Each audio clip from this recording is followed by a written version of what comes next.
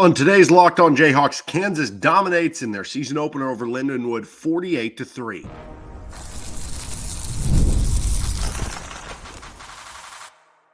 You are Locked On Jayhawks, your daily podcast on the Kansas Jayhawks. Part of the Locked On Podcast Network, your team every day.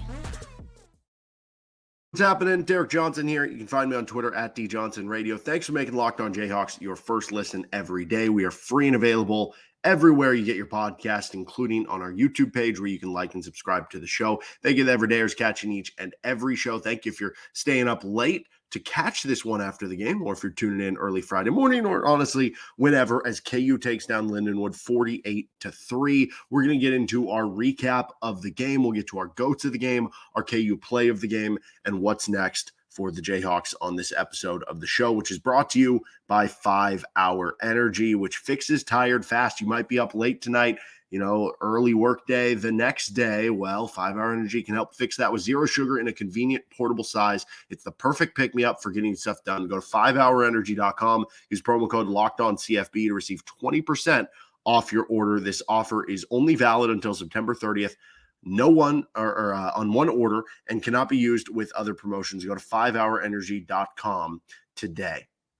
Okay, so KU dominates Lindenwood 48-3, a game that kind of in cruise control the second half, right? They end up 34-0 at the end of halftime. If you just extrapolate that out, then, if the starters keep playing and stuff like that, who knows what you win the game by. And that was even after a slow first quarter for KU. But it was just nice, something we talked about in the preview, just nice to kind of see KU football back. Kind of nice to see these players playing football in live action, right? Even though it was a game that didn't feel like it had high stakes, and it was a game that you felt in control the whole way through, kind of that bleh opening in the first quarter. Even then, you're still not really feeling the burn of oh, what if they're going to lose this game? It doesn't really have that feeling, but it's just exciting. It's just exciting to have football back and to have Kansas football back and see some of these players playing. Maybe the most impressive thing, though, in this game was that first drive of the second half, honestly. That second quarter was absolutely killer for KU. I don't want to take away from that. It was unbelievable. The first quarter, again, kind of more lethargic. Second quarter, you did everything right. You were getting, pick sixes. You were throwing the ball deep. You were running it all over them. You did whatever you wanted in that second quarter. And that in its own was the most impressive quarter of the game for KU, and showed what this team can be when they are, I guess, clicking on all cylinders on both ends of the football. And yes, in theory, when all the starters were out there, you were beating them 34-0. Yes, those are, I guess, technically the most impressive things of the game. But here's what I mean when I say maybe the most impressive thing of the game was actually that first drive of the second half. I don't say that to disparage what Jalon Daniels and Devin Neal and company did, because those players weren't in there for the third quarter. So that's not me saying that they were a better team without them. No, not at all. They are a much better team when those guys are in the game. What I mean by that is that those guys are absolute studs, right? Jalon Daniels, Devin Neal, those guys are beasts. They're all Big 12 players. We know that. They were awesome when they were in, minus that one Jalon Daniels interception, which was a bad interception. Let's be clear there. But guess what? Jalon Daniels is still an awesome player, and I'm not worried about it. We'll talk more about that interception later. But anyway, basically the Lindenwood starters on defense were still in the game. There were some KU starters in that third quarter, but with basically Cole Ballard and Savion Morrison. So basically your backup quarterback, your third string running back, and you marched right down the field off of offensive line push, off of impressive play by your backup quarterback. I thought Cole Ballard looked good in this game. I didn't give him a good goat, too small of a sample. It's 6 throws. It's tough to say that, but for the limited sample we saw, I thought Cole Ballard played very well in this game. And with him and Savion Morrison, you just went right down the field. You really didn't start getting slowed till you got the goal to go situation. You had a couple of runs to get stuff, but you still scored the touchdown there. And that was nice to see, I guess, because, there are going to be questions all season long, and you just hope that Jalon Daniels stays healthy all season long. You don't have to worry about this. And I guess, first of all, there's a big congratulations for the game that he stayed healthy through the game. So that's obviously, and most of the stars, at least to my knowledge, I guess for all we know, somebody got banged up in some way, but that every time you see Cole Ballard on the field, you want him to impress because you want to feel confident in who that guy's going to be. We saw what Jason Bean just did in the NFL preseason, absolutely killed it, right? Like that guy was your backup quarterback. You don't have that luxury anymore. So what are you going to get from Cole Ballard? And he looked good in this game. And so that was important from that perspective, but also the importance of like showing that, hey, even when Devin Neal and Jalon Daniels were on the bench, we still just marched right down the field and got to him. We still dominated. We dominated the line of scrimmage and the trenches. And those were what I was looking to see in this game. And that's what I think that third quarter, that first drive of that third quarter for the KU offense showed the most in this game. But overall, clean performance from KU. Again, a dominant performance from start to finish. You almost had the shutout. I don't know if this is a conversation among KU fans. I'd imagine this is kind of just one of those like unwritten rules things where some people are probably like, that's kind of Bush League to break up a shutout when you're getting blown out, where you're kicking a field goal when you're getting like, it's kind of that. I think the term for it is sad field goal. I actually understand it in this case. You're an FCS team. This is your first ever game against an FBS opponent. Like there is a little bit something to the morale of being like, we didn't get shut out. Right. So I understand it in this perspective. But obviously, if you are the Kansas defense, you're probably sitting there like, it was 4th and 5. Like, just go for it. Give us a chance to preserve the shutout. So I guess I can understand it both sides, but I get it from their point of view and everything like that. But it seems like I said, the guys, the key guys stayed healthy, which was obviously the biggest thing coming out of this, as long as you won the game, which you did. I said earlier, probably weren't going to notice the difference in a 35-point win versus 60-point win. Like, this is in that range of a 45-point win, but you threw the ball well, right? Outside of that one interception, you threw the ball downfield. Jalon Daniels hit some big passes, had some impressive throws. Cole Ballard had some impressive throws. You ran the ball well. Whoever was running the ball was running the ball well. You had over 300 yards rushing in this game. You blocked really well. The offensive line did really well in this game. Even the backup offensive line at the end of the game, right? You're picking up a couple first downs when they know you're going to run the football. We didn't see a ton of penalties in this game. It was pretty clean, especially for a first game. You played really strong run defense in this game. I mean, just really strong defense overall. You almost had a shutout, and you had a pick six. You got a turnover that led directly to points. I guess really the only negatives that you could have in this game were you had a couple offensive turnovers. Like, you don't want to see that. At least it was the first game, though, and you hope that you just move on from that and it doesn't become a repeat thing. A bit of a slow start. Obviously, again, that first quarter was a bit of a slow start, and part of that was because of the turnovers that you had. And then the missed PAT, right? Like, you were that missed PAT away from having a pretty clean, perfect night on special teams, right? It maybe wouldn't have been like you went above and beyond on anything because you didn't get really any field goal attempts. You really didn't have like a big return or something like that, but you didn't do anything wrong outside of the missed PAT. Unfortunately, you did miss the PAT, so that becomes a conversation again. But beyond that, the other thing of note in this game, before we get to GOATs here, is I think using Mikey Pauley as QB3, which, can we just say it as Mikey Pauley? And, he is a guy who went to Blue Valley Northwest. I think won a state title there. I think they like crushed Derby in the state title game. Really good dual threat quarterback at the high school level. And went to Nebraska originally. I think he was playing baseball too. Ended up walking on Kansas. And I guess this is indicative that he's head of like Ben Easter's on that backup quarterback battle. I don't necessarily view it, though, as Mikey Pauley is the third string quarterback over Isaiah Marshall. I still think Isaiah Marshall is ahead of him. And I still wouldn't be shocked if like Isaiah Marshall was technically the backup. But as far as an in-game backup, it was Cole Ballard because he's an experienced guy. And also, you would want a game plan for a true freshman and give him the full week. And on top of that, with Isaiah Marshall, you have to play the redshirt game a little bit here. And I think that's what went into this. I kind of talked about this. I was going to be coming into the game, interested in how they were going to approach this, because on one hand, you could say, well, the best learning opportunity for Isaiah Marshall to get on the field early in the season as a true freshman and get those game reps would be against an FCS opponent.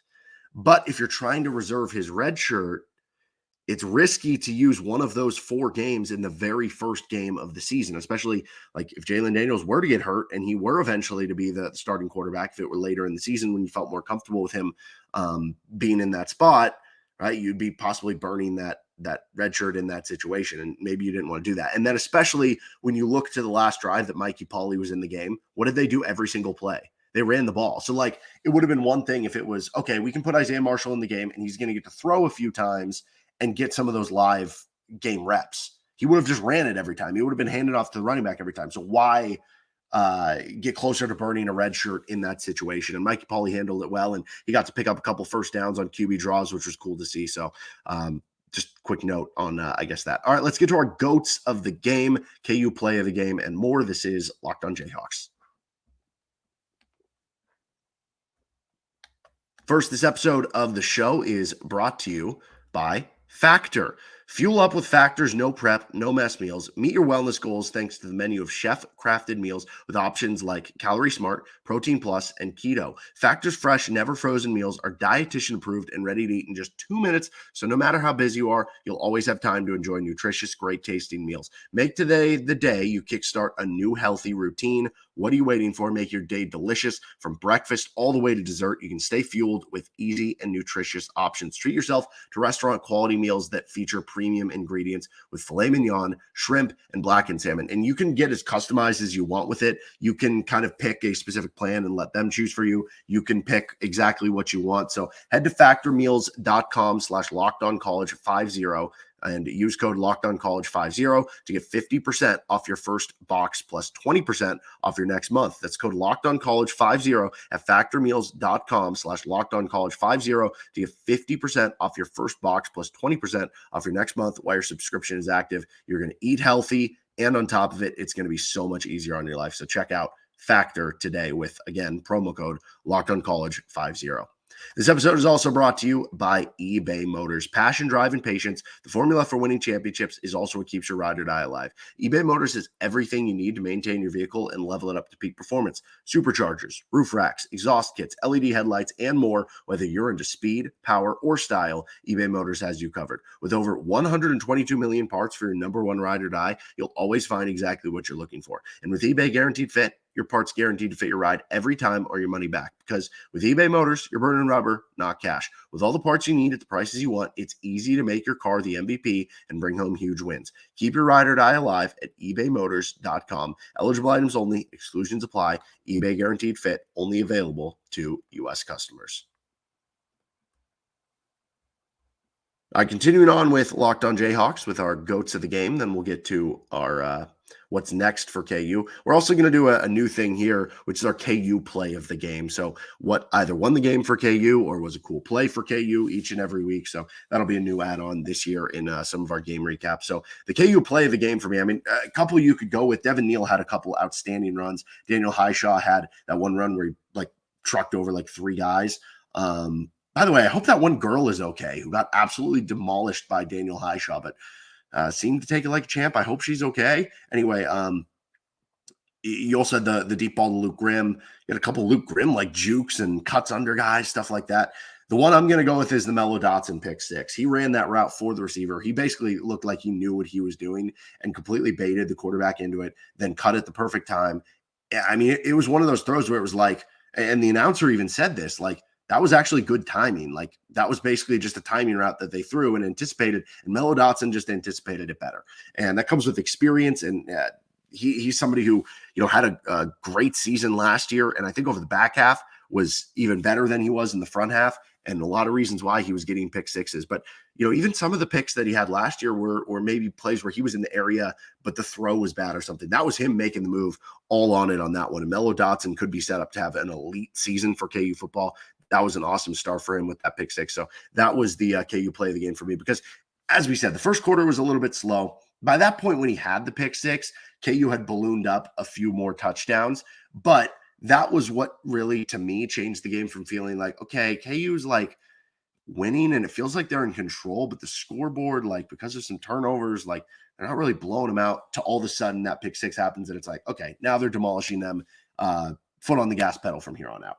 Okay, the good goats, if you're new to this segment, thank you if you're new to the show and subscribing and doing everything as part of this. But our goats is something we do in our game recaps, our postcasts for both football and basketball. And we have our good goats, which is the new age term of the word, what the youngins call it, with greatest of all time, right? Those are the players who, are just killing it, basically. And then we have our bad goats. When I was a kid growing up, GOAT was a bad thing. You were kind of the scapegoat, right? Like that wasn't a good thing if you were the GOAT. It was bad. So we got our good goats and our bad goats. Let's start with the good goats. Mello Dotson. We just mentioned him. He had that pick six. He also had 5 tackles. I was impressed with a couple of tackles he made coming in. And that's one thing that's been a commonality for KU, even with Kobe Bryant and Mello Dotson, 2 guys who, they're not the most muscular, buff dudes of all time.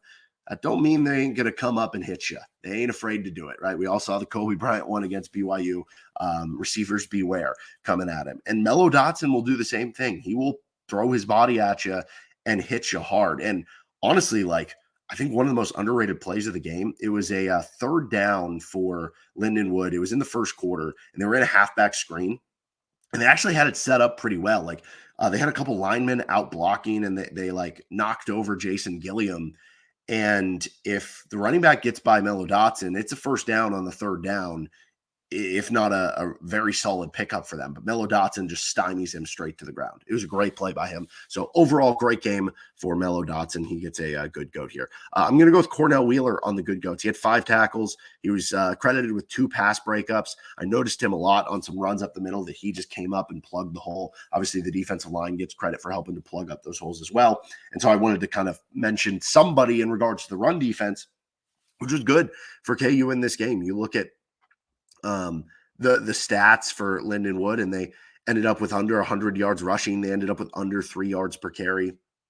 And overall, we'll see how much that translates to better opponents. Like, for instance, with Illinois, which at the time of recording, right now at this very time, Illinois has 5.5 yards per carry on runs only against Eastern Illinois, but also how good is Eastern Illinois? I don't know. But typically you think of Brett Bielema having a good run offense. At the very least, we know West Virginia in week 4 is going to have a very good run offense. So how much will that translate? We'll see. But I thought Cornell Wheeler did well, kind of in the middle of that defense in his first game as a starter for KU. Devin Neal, of course, gets a good goat. He had 8 carries. He had 112 yards. He had 2 touchdowns. He almost had I don't know, 2 very long touchdowns that it just looked like he was playing on easy mode, and he was just kind of gliding through the defense. He's so good, man. So good. And pretty cool too. He moved into 2nd all time for KU in career rushing touchdowns past James Sims. So just 1 to go there. Not 1 touchdown to go. I think he has 6 touchdowns to go to tie, but 1 place to go. And then Daniel Hishaw gets a good goat here too. 9 carries, 66 yards. I mentioned some of the powerful runs he had. We teased, unfortunately, we'll get to this in bad goats, but player props were not up there. We said Daniel Hishaw touchdown. We also said Daniel Hishaw 2 touchdowns. Unfortunately, that didn't happen. He was a yard away from having that 2nd touchdown, though. Obviously, the touchdown he did have was close to not being a touchdown and got reviewed into a touchdown, but he almost had another touchdown before Devin Neal had one of his touchdowns. But anyway, between Devin Neal and Daniel Hishaw, 17 carries for 178 yards, 3 touchdowns. That will play. Luke Grimm gets a good goat, 6 catches for 111 yards and a touchdown. If you were an everydayer listening all offseason, what did we say all offseason? Jalon Daniels, Luke Grimm, they have a special connection. And we look back at every game that Jalon Daniels was the starter, started and finished the game for KU, and we looked at who the top receivers were. And what did we come away with? We came away with that LJ Arnold and Luke Grimm were pretty close to each other in yards, but Grimm was the leader in receptions, and Grimm was by far the leader in touchdowns. Grimm had 6 touchdowns in those games.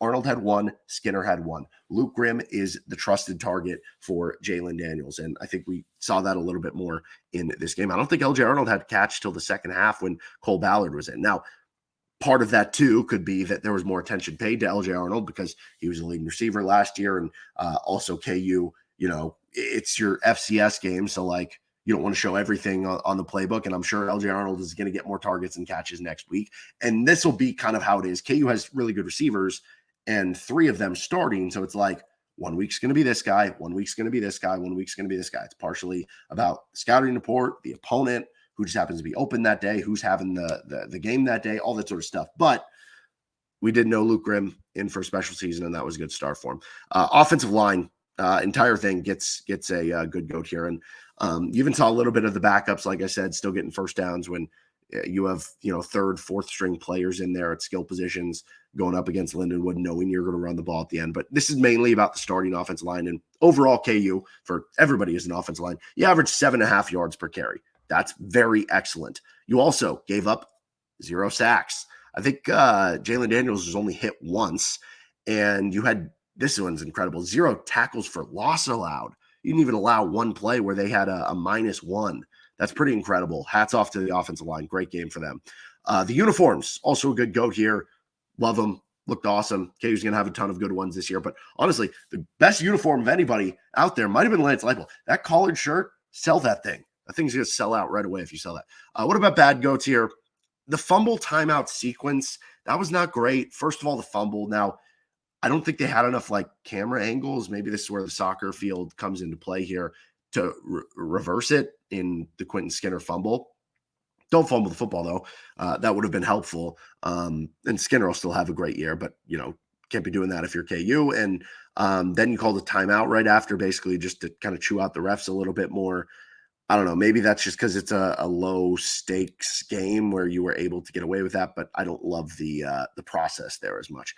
The Jalon Daniels pick was a bad goat here. Like overall, Jalon Daniels had a good game. And honestly, if you got rid of the pick, he had a great game for KU. Unfortunately, the pick did happen. And that was a bad one where he just kind of stared down his receiver.